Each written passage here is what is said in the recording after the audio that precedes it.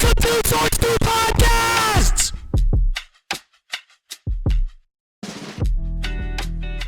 Hello, everybody. Welcome to the Swords to Podcast. We have a very special episode for you today because it's our first episode. So thanks for being here. My name is Adam. And my name is Thomas. So let's get right into it. Well, hold on. This episode is sponsored by nobody.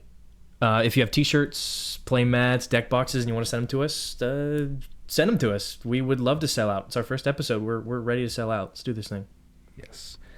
So today we're going to be talking about some of these new Avatar, The Last Airbender leaks that have come out. Official spoilers from Wizards. First thing that we'll do is take a look at the bending. So there's 4 kinds of bending if you're a fan of the show. So let's get it started. Adam, do you want to take it away with airbending? Yeah, I'll do it. When you airbend a permanent, you exile it. As long as it remains exiled, its owner may cast it for 2 rather than pay its mana cost. Yeah, and that is 2 colorless mana. So there's a few things, a few ways that they kind of implement this, and we'll see it on a few cards. You can airbend your own permanents or opponent's permanents. So let's just start with like airbending your own permanents. I mean, do you have any thoughts, Adam, on maybe some ways that you can play around this ability when it comes to doing it with your own stuff? Well, it's like, it's slightly worse than Blink, obviously, because you have to pay mana to recast whatever you exile, but it also sort of opens you up to cast triggers. So like normally when you blink something, you only get to do any enter the battlefield abilities, so you're kind of capped out on that. But if you have a cast trigger on something like Eldrazi, I feel like getting to airbend an Eldrazi and cast it for 2 and get another cast trigger on something like an Emrakul, that's pretty nuts.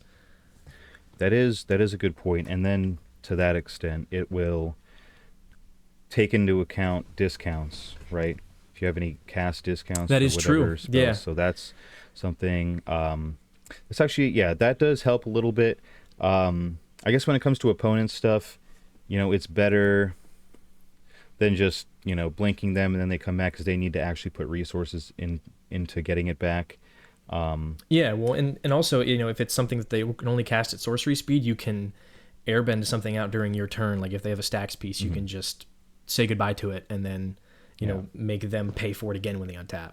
Which I like that. I like the dual ability there. You have a little bit of flexibility rather than just flickering things. I think that there's a lot that you could do with it. I'm not the biggest fan personally, but I guess we're going to have to wait and see what some of the other cards come out that work around this ability do. Now we have a few. One of them is on the list for today, so we'll see a little bit about that and we'll talk about it. But unless you had any other thoughts, I mean, airbending, I think it doesn't really stand out to me right away. I like it more than the other ones, but that's just my opinion. I'm a Plagon man. I love my blinking. I love my flickering. I love that. Well, once we get through all 4, we can go ahead and rank them on what we think is the best. So I guess for now, that's a good idea. That's a good idea. Yeah, for now we have air, so air will be number 1. So let's just go on. Water bending we have next. So water bending is a little bit different. It kind of depends on what the card says. Usually you're paying X amount of generic mana and you're doing something. Now the good thing is that you can tap artifacts and creatures to help pay. Each one you tap counts for 1 colorless. But the drawback here is it kind of depends on the card. Some of them let you do things like, water bend X, draw a card, normal stuff like that.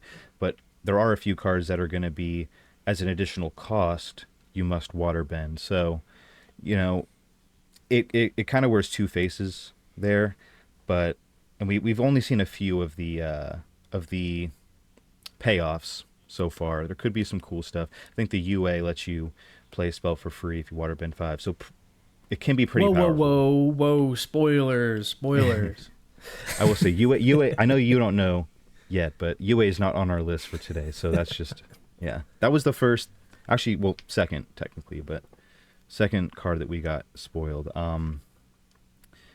But what do you think, Adam? I mean, they're we got to see some more cards, but I like the fact that it has the alternate, like the way to help pay for it. I think that makes it better. Yeah, well, it's convoke on an ability. I like that, we're doing creative, Wizards is doing creative things, but then, they're still kind of tied to mechanics that already exist, so they don't feel super foreign. I do kind of like, you can get tricky with this with, stuff that copies abilities, so you can just, tap all of your things, not just your creatures. You can tap your artifacts too. You can tap your food tokens to pay for stuff. You can dump tapping 12 things into ability and then find a way to copy it with other things, and then you can just go crazy with things like that, I think. So there's some room for fun there, I think. I like it. Yeah, I think too, certain decks that like to play around the whole tapping and untapping thing. So not that it's like a tap outlet, there's probably better ways to do it, but it is kind of a way to, get some value from tapping, and some of it can be really good value. Yeah, it's new. It's interesting. I like it. Yeah. So yeah, we'll see what a couple more of those waterbending things is. But what's your, because I do want to know kind of your opinion on the whole as an additional cost thing, because that, when I first saw that, it kind of took me back a little bit. But as an additional cost? Yeah, so you can play a card or whatever it is, but as an additional cost, you must waterbend too, right? So it's an additional cost of mana, but you can, yeah. but it's not just kicker, because it's like required. It could be, I mean, some of it could be additional, but like a kicker, but it is required in the ones I've seen. I haven't seen that yet, but also I haven't, as you know, I haven't looked at many of the cards, so yeah, we'll see. We'll get there, yeah. I mean, I think that's the best way to put it. So it's just kind of like we'll see what they throw out at us, because this is the one where it's a lot more open ended compared to the other three. Excuse me. So yeah, we'll see what kind of stuff Wizards wants to play around with that. But where would you rate that compared to airbending? Better or worse? I mean, I think it's worse, but also, like you said, it is more open ended. I mean, airbending is an ability, whereas waterbending is just essentially the way to pay for an ability. So, obviously there's a lot more room, when you waterbend, you're just paying for an activated ability or something. I think that's weird in a way, but I'm going to put it at 2 because I like airbending a lot. Airbending might just stay at 1, might stay on top. I mean, we'll see with what we have next, but yeah, I would agree there, just because airbending is more consistent, and so I think overall, as something to build around, airbending is probably the better thing. Yeah. But let's put a pin in that, because you want to go ahead and tell us what we have next. Yeah. Earthbending. So it turns a land you control into a 0/0 land creature with haste. We've sort of seen that before. I don't think with haste. And then puts X/1/1 counters on it. So I'm assuming, I haven't seen this on a physical card yet, but I'm assuming you pay mana, or you pay something equal to X and it puts that many counters on it. And then whenever it dies or is exiled, it returns as a tapped non-creature land, which is something that I don't really know how to gauge at this point. It seems like there's jank, right? But I don't, because exiled is the big thing. That's new. Yeah, so the big thing with this, is that, well, first of all, from what we've seen so far, it's not really a pay ability. It's pretty straightforward. So it'll be you earthbend 1, 2, and that's just the number of counters, right? Okay, gotcha. Yeah. And so, man, who wrote this script? Yeah. But the big thing is that last little bit is that whenever it dies or is exiled, you bring it back. And yeah, it does lose the creature ability, so that is a little bit of a drawback that you have to put it back on. But it also makes sense, right? Because if it's leaving the battlefield, it'd be like, how is it going to keep its creature type if it's just something that was thrown on it, right? Yeah. But there is a lot of interesting things that you can do with this. I think that, like you said, the fact that turning lands into creatures is nothing new. That second ability is what I think is the best part about this, is that whatever happens to it, die or exile, it's right back on the battlefield. Tapped, but the fact that you don't really lose it, no matter what you decide to throw it into, right? Yeah. So there I will spoil it a little bit, right? There's a little sneaky earthbending card that we're gonna see a little bit later today. But before we get into that, what is your initial kind of rating of earthbending compared to the other two we've talked about so Oh far? boy, it's tough because I think the only reason I think of it as enabling jank is because of the discussions we've already had about a certain card named Toph. And Maybe just a so little to bit me, before it's this, yeah, maybe. yeah, and so to me, it's a lot like the other two abilities where they're versions of things we've already seen time and time again in Magic. One is exiling or blinking, sorry, and then one is just paying for an activated ability, and the other one is animating lands, which we've all seen. I Mhm. don't think this one is enough different. Um, God, I don't want to just hate on it and put it at a 3, but I think the other, waterbending is more open ended, and I think airbending is just more my favorite. So I think I'll just put earthbending at a 3. So I've got airbending, waterbending, earthbending, the exact order that we've talked about them Yeah, in. talk. Yeah. So I mean, the one thing that I'll say, because again, this is a little spoiler, but there's one card that you look at it and you'll say, I think that this ability is disgustingly broken, and let's see how we can break it. But as an ability itself, let's just look at it as it is. It's like it's lands dying and coming back. I mean, kind of fits in its own little bubble. But yeah, so I guess I can agree. Third from first take, sure. So let's go ahead and get into our last one then. We'll see how it Cool stacks up. one. Firebending. Whenever a creature with firebending attacks, you add whatever it is. So firebending X, you add X red mana, and then that mana doesn't go away until the end of combat. So it's it's a little interesting. It's not something that we've seen before either. So what are your initial thoughts here, Adam? This one feels weird to me. This feels like a limited mechanic, but then also I think you're going to struggle to find specifically red instants when you're playing Mhm. limited. I feel like this is a good card, or this is a good ability on a commander where you specifically just want to dump a ton of red mana during combat and then use, some kind of X spell it's an instant or something like that. This to me, this doesn't feel like something that would be great on a bunch of creatures. This just feels like an ability you kind of want in the command zone, and then you build your deck around it. Hmm. Yeah, I would agree. I think that within the context of this set itself, we still have a lot of cards yet to see. So we'll see how much more support they have for that, the types of stuff that you can actually dump mana into during combat. And the other thing is too, it's like you're only adding red mana, so you're a little Mm-hmm. bit limited with what you can do with that. Which is something to be said. Yeah, yeah, no, for sure. Yeah, but where are you gonna go ahead and rate firebending compared to our other three? Man, this is gonna sound so bad, but I think I have to knock Earthbend down to a 4 and put Firebending at a 3. Mm-hmm. I don't know. I think there's just more. It's just there's more to do with it. Adding mana is just Yeah. more of a generically good thing. I think.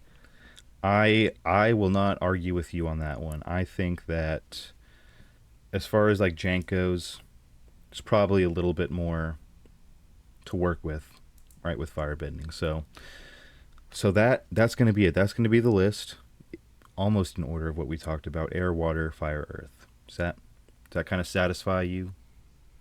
Just to start, Yeah, without man. looking at any I think cards I'm yet, good. yeah. So with that, we'll kind of move on from the bending and go ahead and start to get into some of these cards that we've seen. Yeah. So Thomas has come up with a list of what 10 total cards. Yes, so 10 cards, 5 legendary creatures, 5 non-legendary, 5 just other. Yeah. Okay. And these are the ones that he most wants to talk about. I have not seen. I don't think I've seen any of these unless I've seen them early on in spoiler season. Like I saw the first few. Like obviously Yeah. everybody's seen Avatar, Aang, and the important ones. But I say we just jump right in. I'm gonna look at the card, read the card, and then I'll give my first impressions on it. I think. Yeah. For the most part, these are ones that I think could see, EDH play in whichever face that takes, whatever bracket. Um, might be one or two surprises in there, but yeah, let's just go ahead and get started. So we're gonna do the non-legends first. Yeah, so do you want to go Okay. ahead and just read the first one and kind of give your thoughts? Yeah. So this is Fated Firepower. You pay X and 3 red, and you get an enchantment with Flash. And it reads, this enchantment enters with X fire counters on it. If a source you control would deal damage to an opponent or a permanent an opponent controls, it deals that much damage plus an amount of damage equal to the number of fire counters on this enchantment instead. Okay. Yes.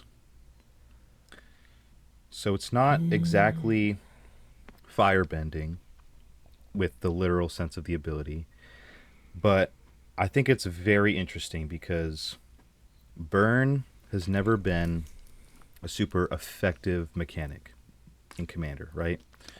So I'm glad you added in Commander. yeah, well, yes, in Commander, yes. So where do you kind of think that this card could see some play, or what are some opportunities that maybe you see just on your first initial Well, my first looking? thought is this goes great with Firebending. I mean, it costs only red mana, and there's 3 red pips, which already makes it difficult to cast in multicolored decks.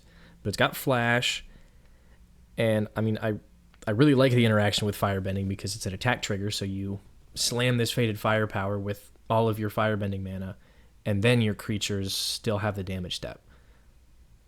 So, and you know, most abilities like this, especially that are most cards that are cheap like this that increase damage or double or triple damage, they specify non-creature or creature or non-combat or combat damage. This doesn't Hmm. specify. Yeah. So I like it, but I also don't like it at the same time. I think it tricks you by giving you the the permanent itself for only 3 red, and then the permanent doesn't do anything if you don't pay anything into X. Hmm. So you got to have a lot of mana open to make this do really anything crazy. I mean, this does. I like the potential in a pinger tribal deck where you're dealing 1 damage, and you're adding damage to it instead of doubling it or tripling it. You throw this down with 5 counters on it, and your prodigal sorcerers deal deal 6 damage. But I think this card is gonna see some play, but I don't think it's gonna be as good as people think. Yeah, I can see that. I think, yeah, the flash is definitely the biggest thing here, because so that is a great point. Playing it during combat can be big to be like a finisher, right? Playing on other people's turns when they think that they can attack out on you, and you're like, oh, sorry, I have this, so I'm actually gonna kind of get all your creatures, whatever. Um, Hmm, there are some that is interesting, true. yeah, there's some interesting scenarios that you can play this, right? But as a, and then of course going unchecked. If people don't pay attention, if you have effects that increase counters, whatever colors, because red isn't really known for that. But if you add some other colors, you could maybe have some fun little tricks to pull out of your sleeve. But I do think it's an incredibly powerful ability. But you're right, it is hindered by the 3 red pips and a couple of the other things that go into it. But um, it is going to be a fun one to watch. Yeah, for sure. Oh, you had a good pick for this next one. I've been hearing a little bit of talk about this one, and I've seen this one before. This one I'm actually, I think, out of everything, I'm most excited to hear your opinion on. So yeah, just go ahead and read it, and we'll see what All you think. right. So this is Bender's Water Skin. For 3 colorless mana, or 3 generic mana, you get an artifact, and it reads, untap this artifact during each other player's untap step, and you can tap it to add 1 mana of any color. Yeah. So this sounds a lot like Victory Chimes, to anyone who's unfamiliar. Victory Chimes is basically the exact same card, except it adds 1 colorless mana. Now, I have never been big on Victory Chimes, and everyone I'm sure is probably comparing this card to Victory Chimes. And I've heard a little bit of talk about it at CEDH tables, as a mana rock that, makes 4 mana per turn rotation, and I like that, in a format where it's all about going fast and having very inefficient or very efficiently costed things. I think having one extra mana during each player's turn could do things. But the one notable thing that I think this card is missing that Victory Chimes has is the ability to give this mana to other players. Commander is a very social format, and in casual Commander, Victory Chimes is so good because you can use that mana for your own things on other people's turns, but you can also politic with that mana. You can tell an opponent, hey, if you remove this thing, I will pay for half of your Doomblade or whatever they have. So you can be political with that mana, and this notably cannot. Yeah. What I'm kind of confused by is why it's printed at common. I think this card and this ability should at least warrant an uncommon. But at least it being printed at common probably means everyone's going to have access to it, which I'm a big fan of. Yeah, definitely better for the player. Yeah. Yeah. And I don't know. I think this card will see some play. I think there are decks like Kinnan, and there are plenty of CEDH decks that will want this. Yeah. People don't really play Rashmi, Eternity's Crafter, but any deck that's built on casting spells or doing, cantrippy things on your opponent's turn and holding up mana for a Swan Song, I think this is a good card. Yeah. I don't know how much I'll play it. I might test it out. I don't like 3 mana rocks a whole lot, but I've been liking them more lately, just because I've been seeing them more and testing them out more. So I'm definitely going to give this a go.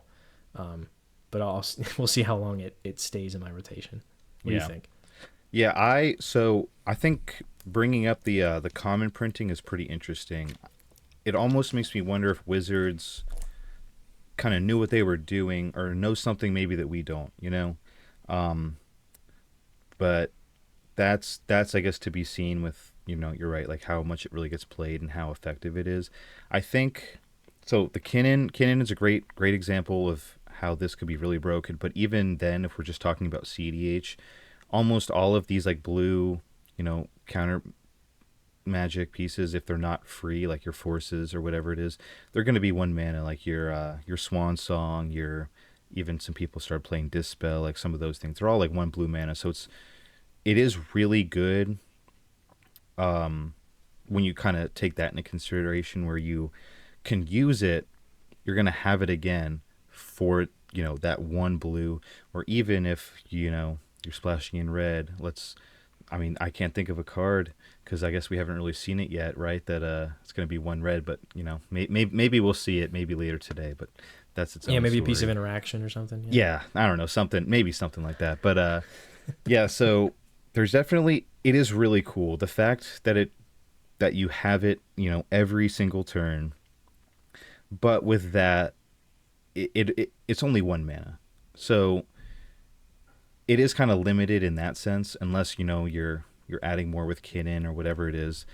So it is a little bit limited. Like, it's a really cool ability, but in casual play specifically, it's like how big is this really going to be? And like you said, I think that kind of remains to be seen. I like it. Same idea that you said with the 3 mana rocks. There's a deck that I just threw together recently, which I've been loving. It's Abdel Adrian, which I only run 2, or I think it's 1 or 2 3 mana rocks, and that's because one of them is part of a win con. This could find its way in because, just having that extra mana on another turn is pretty big. It's like, if I'm going to play a 3 mana rock, right, it's going to be because there's a really good reason for me to put it in the deck. Yeah, you have to have a lot of upside on these. Yeah, let's move on now. So this one I have not seen. I was hoping so. Yeah, this was just spoiled with the welcome deck. So go ahead, and you want to read a little bit of what this one does. So this one is also printed at common. This is Watery Grasp. So for 1 blue mana, you get an enchantment aura that reads, enchant creature. Enchanted creature does not untap during its controller's untap step. And it also has the ability of Waterbend 5 generic. Enchanted creature's owner shuffles it into their library. And obviously it has while paying waterbending cost, you can tap your artifacts and creatures to help. Each one pays for 1. Yep. I'm curious as to why you put this in here, because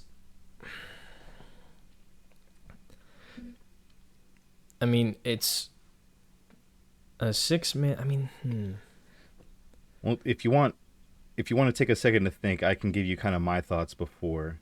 There is a reason I yeah, put it in yeah. Hit here, me with this. and it's for a couple different reasons. So this isn't necessarily an effect that we haven't seen before.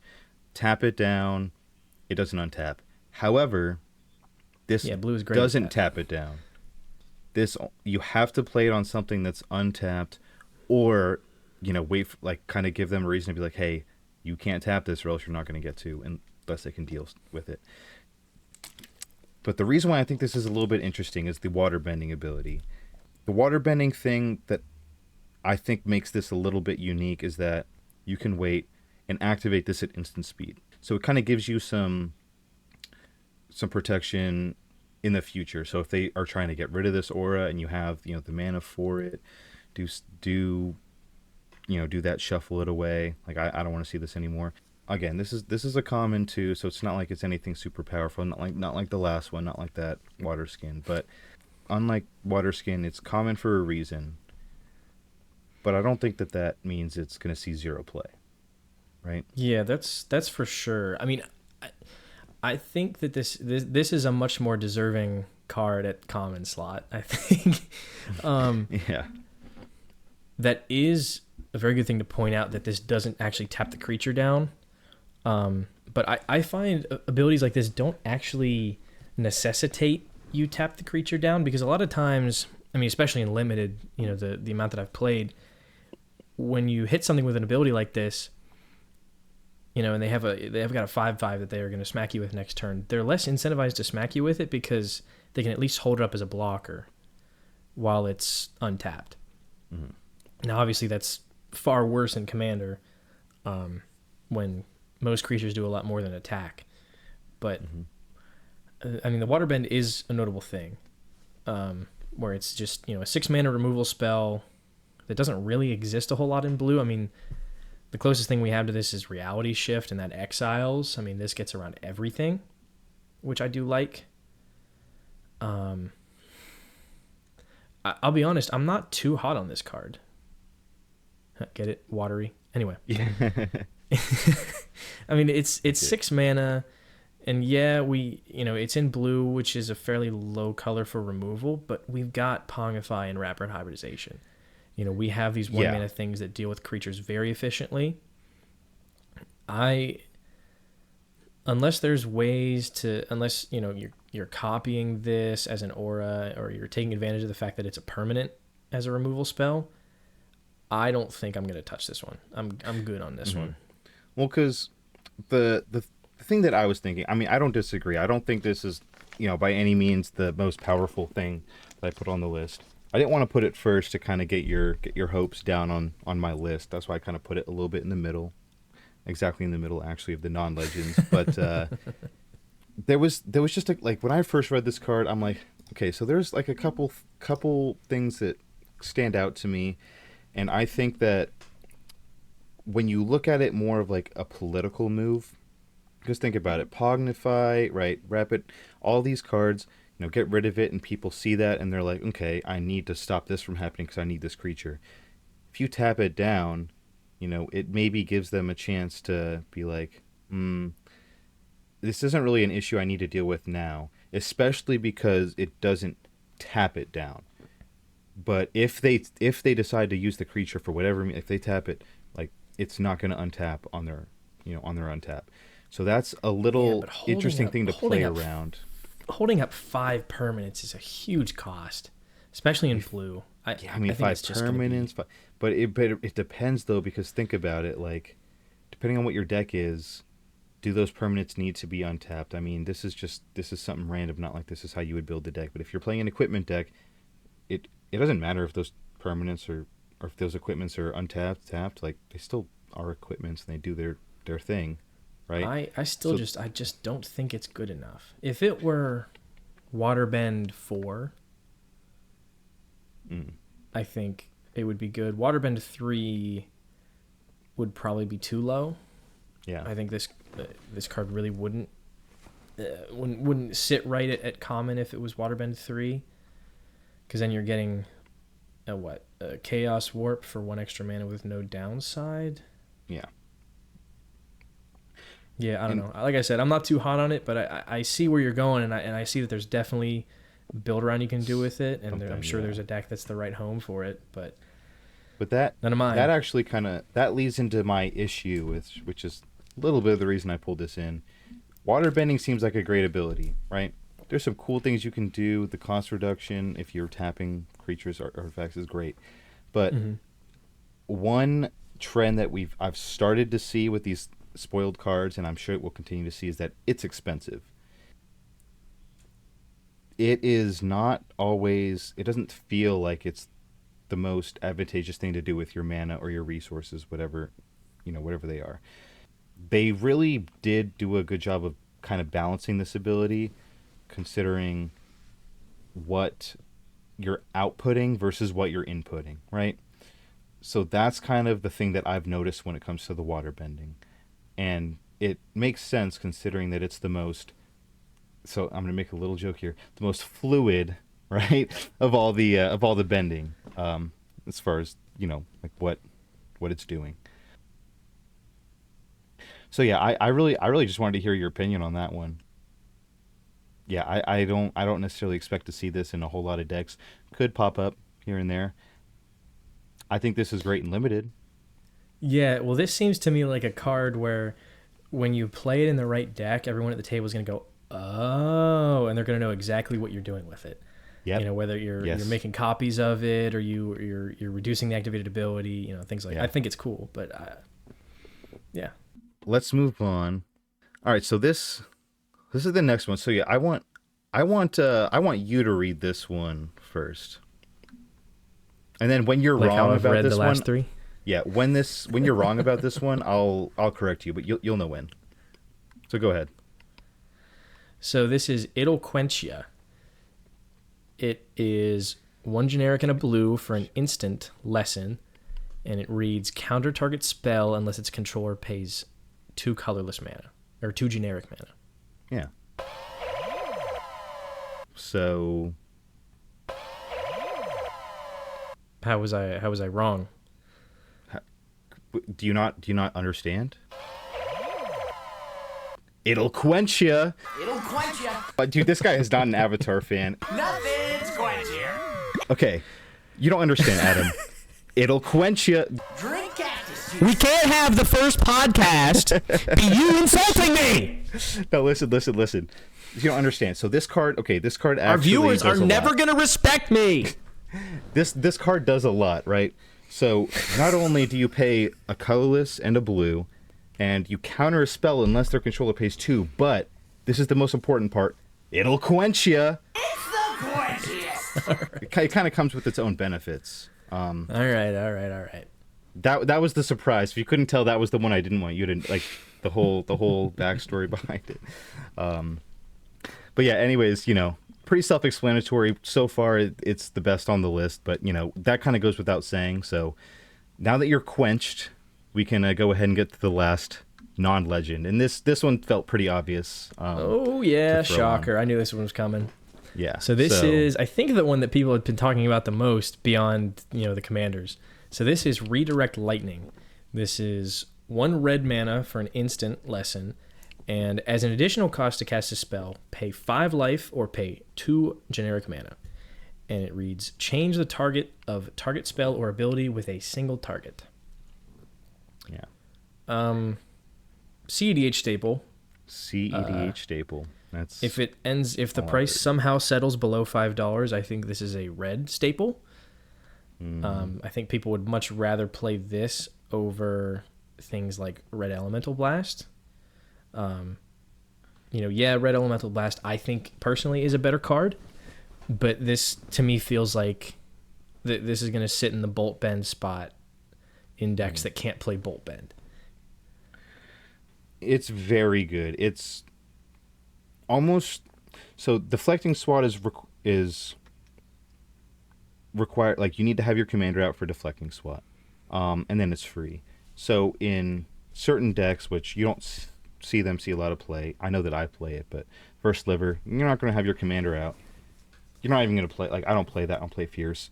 I would consider playing this, right? To clarify, he's talking about CEDH first. CEDH, yes. Okay, to be honest, I'll probably cut that. Anyway, so Oh yeah. to the Well, casual, you're in 5 colors. Why would you play red counter magic that sucks? well, that too. Yeah. So you know what? Good point. I'm gonna cut all that. So to the casual, No, leave it in. They gotta hate you too. Shut up. So to the casual, to change the okay, fuck everything I just said. You start talking. Well, I think the interesting thing is not a lot of people are talking about the 2 generic mana bit. You don't have to pay 5 life into this. I mean, at face value, this is just hard casting a deflecting swat, which I don't hate.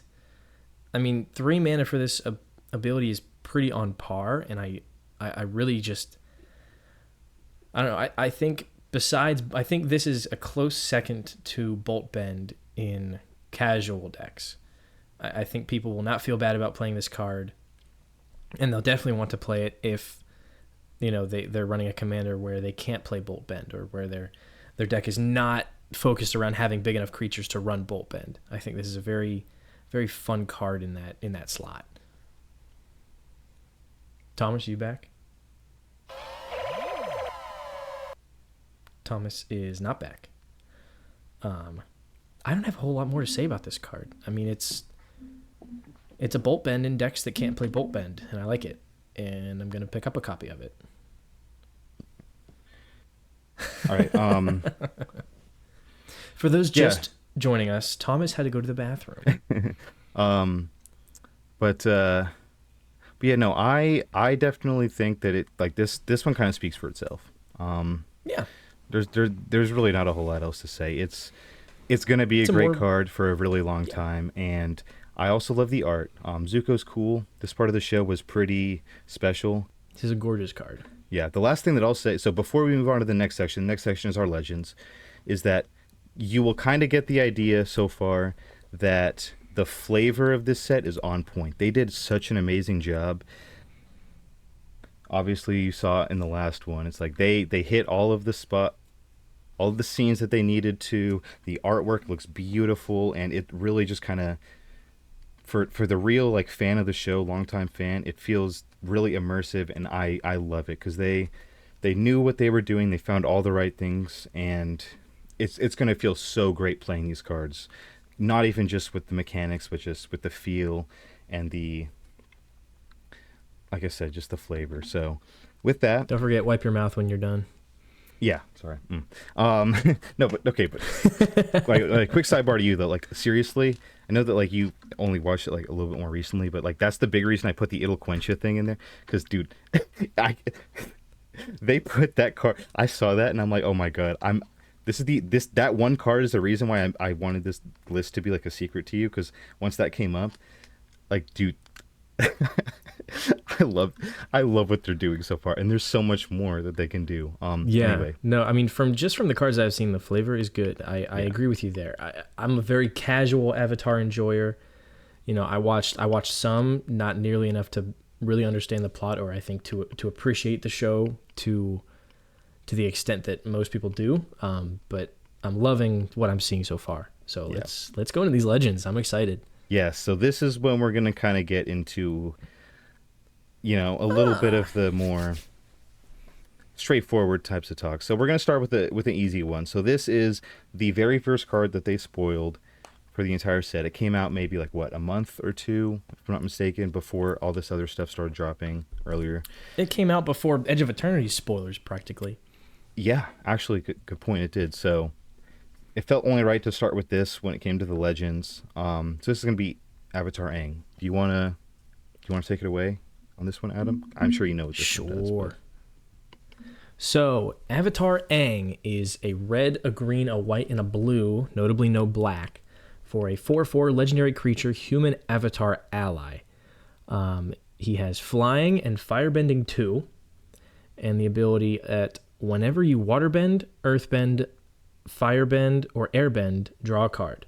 Then, if you've done all 4 this turn, transform Avatar Aang. So he goes from a 4/4 to Aang, Master of Elements, who's a 6/6 flyer, and he reads, spells you cast cost Wooburg less to cast. And at the beginning of each upkeep, you may transform Aang, Master of Elements. If you do, you gain 4 life, draw 4 cards, put 4 +1/+1 counters on him, and he deals 4 damage to each opponent. Yeah, so this was the card that came out, and everyone was speculating, oh, what are the bendings going to be? And everyone got it wrong. He didn't even say bless you. Okay, no, Discord didn't catch that first of all. Anyway, so this was the card that came out, and everyone was speculating, oh, what are the bendings going to do? And they were all, dead wrong. So now we kind of know, and that puts a little bit more perspective into what this card does. I think it's really interesting if you want to play a deck that's really built around like this set and all of these abilities that we're probably not going to see again anywhere else. Unless we get like a Korra set maybe, but I want to see your opinion. So I think the front side of this card is pretty self-explanatory. It's like you have to do all 4 bendings to transform it, so it's not the easiest thing to achieve. But once you get to the back, I mean, the Wooburg discount is pretty good. We've seen that on other cards. It's pretty good. And then I don't know when you would ever want to choose to flip, but I want to hear your thoughts on this one. Yeah. First off, I really hope I get to play in a pod with this commander. I'm never going to build him because this is way out of my comfort zone. Yeah. But I think the card itself is very good. Obviously, it has a lot of good words on it. It has a lot of words in general on it. And it's going to be interesting because it's, triggering the waterbending, earthbending, firebending, and airbending in one turn is going to be hard. The draw engine that he gives you on an efficiently costed body, I like. I like that he has evasion and an attack trigger. We love that. So he already satisfies a quarter of that second ability with the firebending 2 that he has. But I think it's going to be difficult to build a deck that balances having enough of the other avatar pieces that allow you to, proc that second ability and flip them, while also having enough cards that also benefit off of the Wooburg discount. I think if you flip him on your upkeep, I think you're missing out. Yeah. On the ability, unless you have you're able to proc the second ability again on a later turn and then get your discount back. It's certainly interesting, and there's a lot of it's going in a lot of different directions. I really hope that I get to play in a pod with this deck and have them flip it and then, cast a million spells for free. That would be super cool. What do you think? Yeah, I agree. I think that if you're building an avatar deck, this is the way to go, if you're really only like using cards from the set, because it's like you said, it's going to be hard enough to flip it, and then when you flip it, the only benefit you're really getting is the Wooburg less, but there's other commanders that do that. And so, again, like flipping it back, I mean, what are you really gaining? Because you're losing your discount, and then you're just kind of playing hard mode after that to try and flip it again. I mean, I know you did it once, but, still, it's like, I feel like there's kind of not a whole lot of like benefit you're getting from either side of this that makes it really worth running, unless again you're running like an avatar themed deck. So let's move on to the next legend, and I know that this one's going to hit close to home for Adam, because I personally was very excited for this set to come out, and I was talking about how excited I was to build a certain somebody, which maybe we'll see them later, but Adam was talking about how cool it would be to build Appa. That was before Appa got spoiled, so now Appa's spoiled. So Adam, how fun would it be to build this Appa? So this is one of the 2 that have been spoiled so far, so you want to go ahead and introduce your loyal, steadfast guardian here? Bison ally. This is Appa Steadfast Guardian. This is 2 generic and 2 white for a legendary creature, Bison Ally. He's a 3/4 with flash and flying, And he reads, when Appa enters, airbend any number of other target non-land permanents you control. Whenever you cast a spell from exile, create a 1/1 white ally creature token. This card is nothing like what I expected him to be. Mm-hmm. He's one of the key characters from the show. I thought surely, they can't do an Avatar set without having Appa. And he's very different than what I expected. Well, the first thing that I'll say is I know that we were both surprised that he wasn't at least a vehicle, but since they recently introduced mounts, it's kind of crazy. Yeah, we that he's expected neither. him to be a mount. Yeah, and so that was kind of surprising. And I will add too, I didn't put the other one in here, but there have been 2 Appas. This was the first one that was revealed. This is the better one. So just going to put that out there. I'm not shocked. Yeah. Yeah. So I like the card. I think it's a very commandery card. I think it fits very well in a command zone. It tells you exactly kind of what you want to be doing with the deck. There's a few downsides that I wish were different and are sort of the reason why I won't be building this Appa. The first one is that his ability is only an enters ability and not an enters or attacking. On a lot of these commanders that have an enter ability, we've been seeing whenever this creature enters or attacks do this. This is only enters. Now, obviously, you're in white, and the deck will be based around blinking and flickering things. So it's not like it's unabusable, but I'm a little disappointed that it at least isn't an attack trigger. Mm-hmm. And then the other downside is you're airbending these permanents, but you cannot airbend any of your opponents. Yeah. Which a little upsetting because I think airbend is a very good way to remove, problem permanents for a little bit without making your opponents feel super bad. But I digress. He's adorable. The art is adorable. I love him. He's my favorite big guy. I wish I didn't already have a blink deck so that I could build him. Yeah. Yeah. What do you think? So it is. So just with him being adorable, this is from, if you guys are fans of the show, this is from the solar eclipse day when they attacked the Fire Nation. He's in his beautiful, stunning armor. They did not win that battle. Spoiler, sorry if you guys haven't seen the show yet. He looks really sick, but they lost in the end. But anyway, I honestly just kind of agree wholeheartedly. It sucks you can't do their abilities. I mean, you can throw cards in here that airbend theirs, but, you're not really getting that last abilities benefits because it's only whenever you cast. Kind of what we mentioned before with airbending. If you have the cost reducers and whatever it is, that's fine. I mean, you are getting the cast triggers, but again, it's like you're playing mono white. Like you said, you have a blink deck. If you're going to be playing mono white blink, there's so many other ways for you to go. And even then, I don't even think this necessarily fits in the 99 of a mono white blink deck because, you have to pay for it. So when you're considering that, like, where does it fit? And I don't really see anywhere. That's mostly what I'm thinking is just it wants to be blink, but it's just kind of way worse. Kind of similar to that Aang. It's kind of like playing blink on hard mode, right?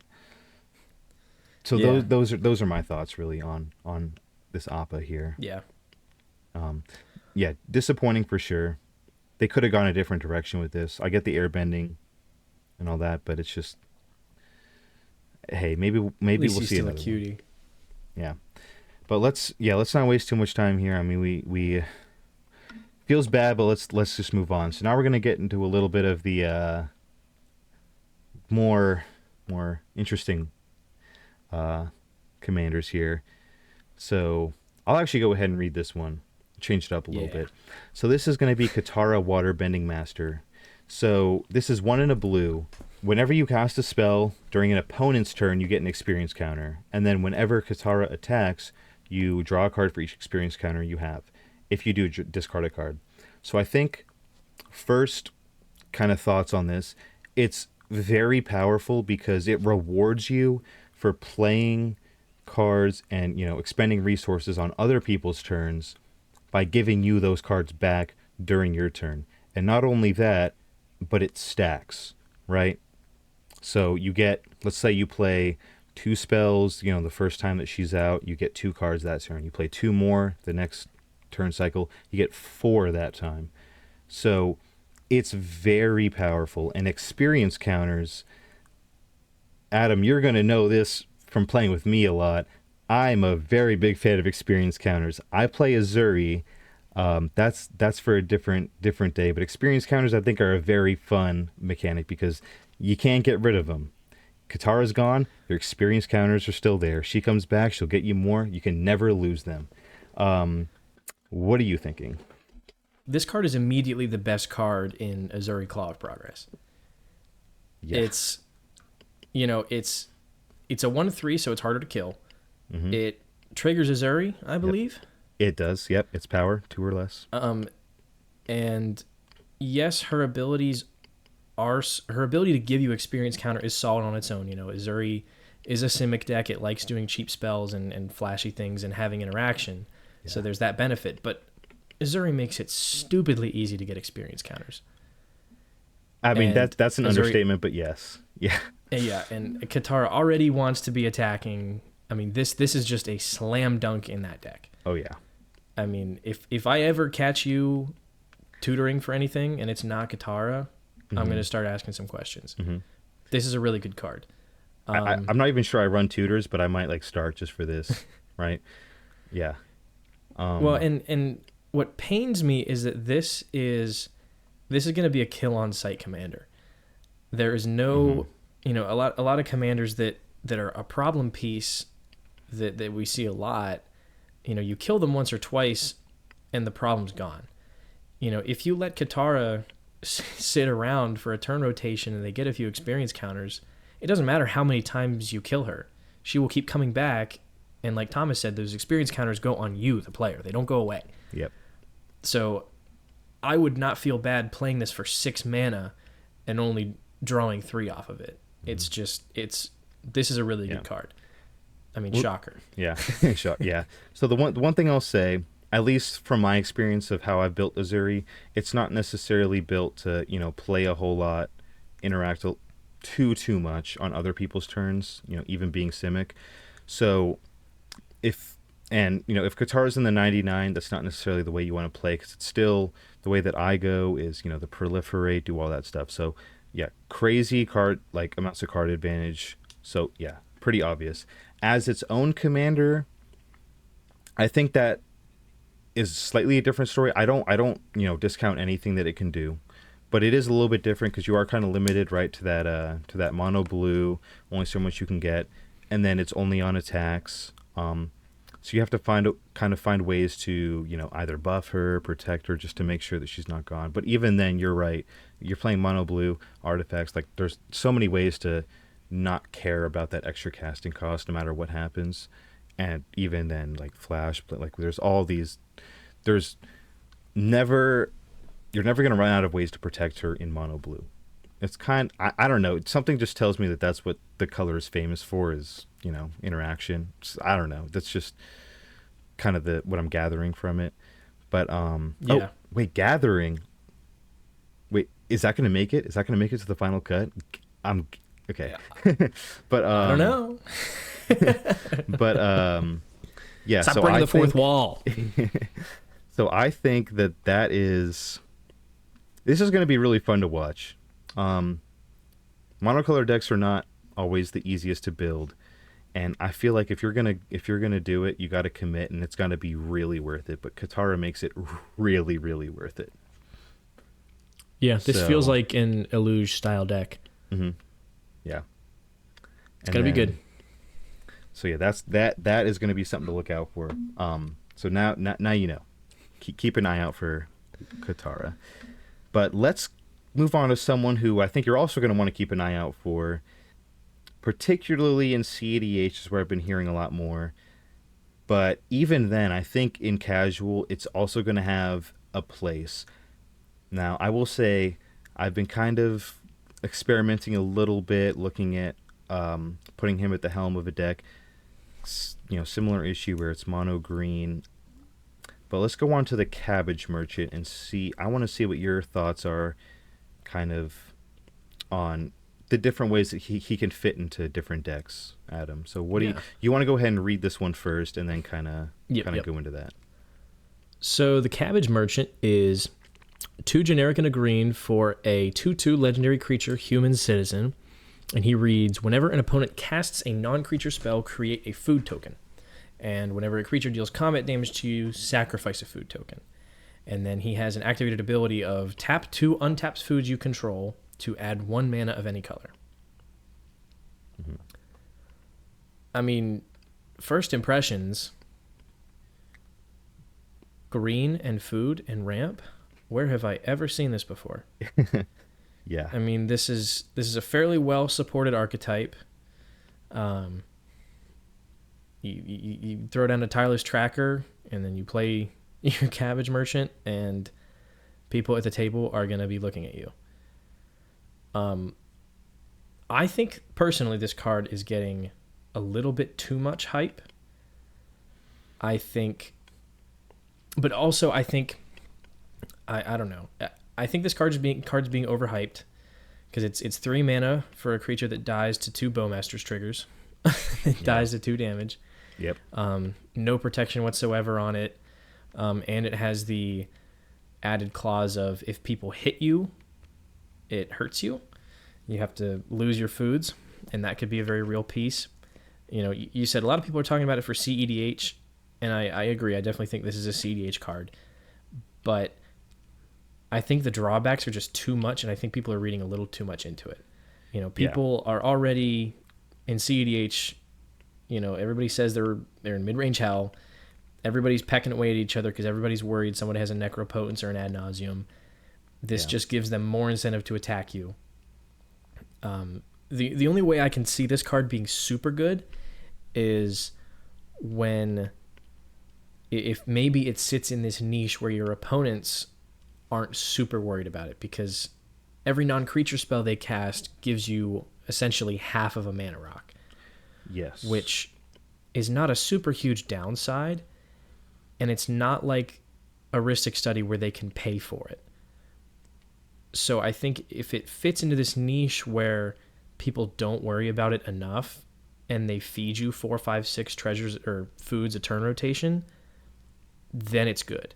Mm-hmm. But I think people are going to be more wary of this card than they need to be, and people are going to be chipping in at you and taking your foods and finding ways to slow you down when you play this card. I don't think it's going to be as good as people think. What about you? Yeah. Well, so those are some good points. So the first thing that I want to do really quick is kind of make a distinguish, and I'm going to ask you this question before I go on, is do you think that it's good in casual? Let's separate the CDH implementations. Do you think this card can see any play, at the front or in the 99 in a casual deck? I mean, absolutely. I'm not doubting that it's a good card. I just think that people are overhyping it in CEDH, and I think that because of that discussion, people are going to target you when you play this card more than they really need to. Yeah. Yeah, I can see that. I definitely, even to people that aren't, playing CDH, they'll hear cards like, oh, Ad Nauseam, that's a competitive card. It has to be good if I play. But, it really depends. And I think Cabbage Merchant with, I've done a little bit of digging to see how it would work as a commander, and it hasn't really impressed me that much. The mono green kind of sucks. It doesn't really stand on its own. And so in the 99, even then of a casual deck, it kind of worries me because, like you said, people are going to be more willing to attack you, to get rid of those foods because they want you to get that extra advantage. And I think that in casual, it's a little bit more worrisome because games are longer, people are going to get more creatures, all this stuff. So the longer it goes on, you're kind of going to realize that you're not getting anything by having him on the field, right? Because it's not like it prevents the damage. you take the damage and you lose food. It's like a double whammy. So with that, Cabbage Merchant, I've been really excited for, especially, lore wise.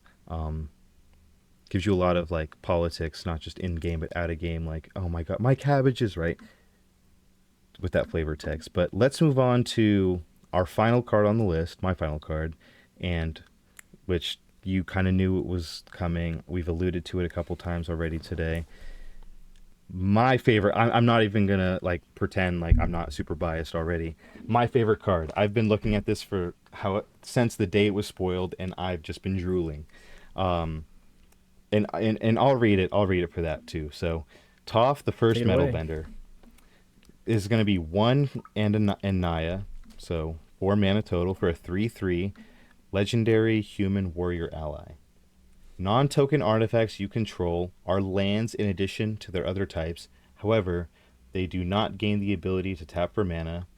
And then at the beginning of your end step, you Earthbend 2, which again is you choose a land, it becomes a 0/0 creature, you put 2/1/1 counters on it, and then if it is put into exile or if it dies, it comes back to the battlefield tapped.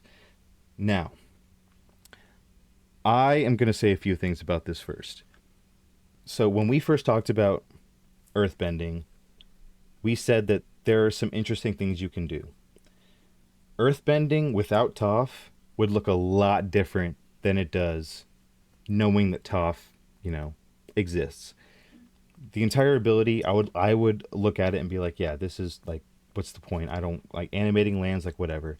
But the fact that this opens up the door for so many just disgusting, janky combos is so exciting. And before we even get into the card, I would love to ask your opinion, Adam, because I know that you had a very similar experience, and I think that you would like to maybe say a few words about that with a certain Edge of Eternity's Lobster. And I'm going to go ahead and pass the torch to you because, I would like, before we get into this, to kind of hear your thoughts on that. Well, everybody loves brewing unique decks, and the lobster he's referring to is Ragos Deft Gastronaut from Edge of Eternities, the Boros artifact food-loving lobster. And I was very disappointed when deck lists of him and people's intent to play him became very mainstream, and he became, the most popular built commander of the set. There just weren't very many other legends that got anybody excited, and Boros artifacts is a fun theme. And I think Toph is suffering from a lot of the same problems, where she's pretty niche and the ability is really wacky, makes the commander deck look very, very wild, and that gets people excited, and people are brewing her like crazy. I think that it definitely opens the door to a lot of weird things and weird interactions that are going to make the deck play in very unexpected ways. So I'm definitely excited to see what Thomas comes up with in the future for Toph. So the one thing I'll say before I get into Toph is that before the set was released, months before, Adam can even, advocate for this. I was saying, I don't care how good Toph is, I'm building Toph. I might even build every single version of Toph. I really don't care. She can be the worst card in the set. I'm building her. And then they released this card, and I'm like a kid in a candy store. I can't believe how many options there are. It's a bit overwhelming. And so I've been, scrolling through everything, seeing all these ideas that people have been throwing out, and really it feels like there's no limit to what she can do. But I don't think anyone has really gotten it right yet. And I'm pretty confident that what I'm cooking up can be just blow everything else out of the water. And I will say it's going to be around bracket 4 is where I'm looking. I have some really good cards. So the first thing that I'm super excited about is I'm going to put in the deck, and that's going to go really crazy with and Dude, So you those are can't just spoil this. We have another episode to talk about this on. Yeah. So okay. So what Adam's alluding to? Spilled my Okay. water Yeah. Let me everywhere. hold myself back. So there's a lot of really cool ideas that I have for this, and we can save this for a whole new episode, and that's what we're gonna leave you guys with to be excited about. You know, Toph is great. There's a lot of really, really cool cards so far that we've seen in this set. I am really excited. There's plenty more spoilers to come, so stay tuned. Like I said, so next week you guys can look forward to us actually diving deep into Toph and building a little bit around her. Adam, is there any other thoughts that you want to add just on some of these cards that we've looked at today? No other thoughts. Just hoping you guys are half as excited for this set as we are. Thanks again for tuning in. You can feel free to follow us on all platforms at Swords2 Podcast. The links to all those will be in the description. And then leave a comment. Let us know what you think of the set so far, maybe what you're still waiting to see. And we'll see you guys on the next episode. Peace. Later.